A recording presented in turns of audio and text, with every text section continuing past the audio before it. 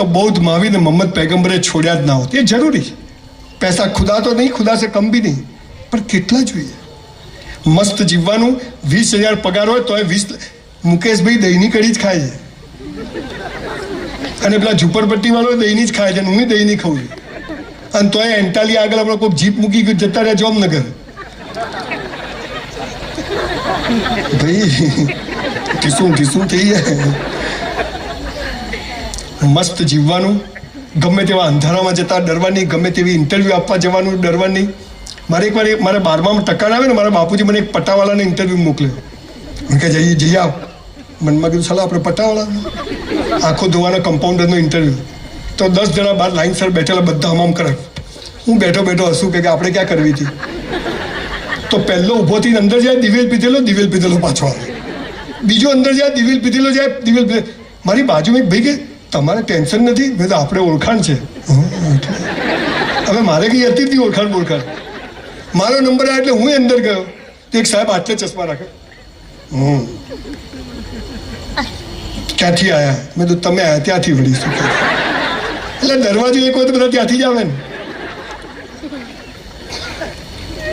હવે આંખો ધોવાના કમ્પાઉન્ડરનો ઇન્ટરવ્યુ શું પૂછે, કેટલા પગથિયા ચડીને આવ્યા? હું સાહેબ 300. મને કે 3 જ છે. હું સાહેબ પૂછો શું કરવા? ફાઇલ બની. મને કે ગેટ આઉટ. તમારા જેવા લોકો સમાજ માટે કલંક છે. મનમાં કીધું બહાર આવ બતાવું.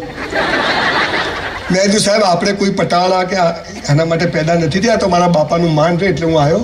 બાકી આપણે ગમે તે થાય નોકરી તો નહીં જ કરવી. હું ફાઇલ લઈને હસતો બહાર આવ્યો તો પેલા 6 જણા હતા ને, મને કે શું થયું? મેં તું પાસ. પેલા 6 જણ ઘેર જતા રહ્યા. આ સાલો આપણો કોન્ફિડન્સ. બીજા લોકો નક્કી કરે કે તું સારો લાગે છે, કપડાં સારા લાગે છે.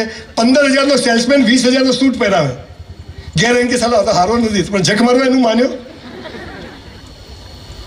બંદા ખુદ કી નજર મેં સહી હોના चाहिए.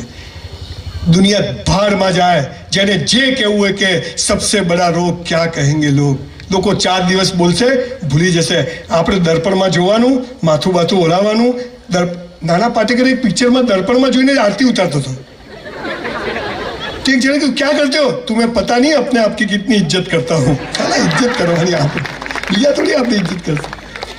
આવું મસ્ત જીવન છે, મસ્ત જીવીશું. ઈશ્વરે બહુ નાની જિંદગી આપી છે, પણ વન્સ મોર કે એવું જીવીને જવું છે. દરેક માણસ વન્સ મોર કરી શકે એમ છે. અને ફરીથી આ દેશ વિશ્વગુરુ બનવા જઈ રહ્યો છે, અને ત્યારે દરેક ભારતીય તરીકે આપણે આ દેશ માટે કંઈક કરીએ એવી મારી ભાવના છે.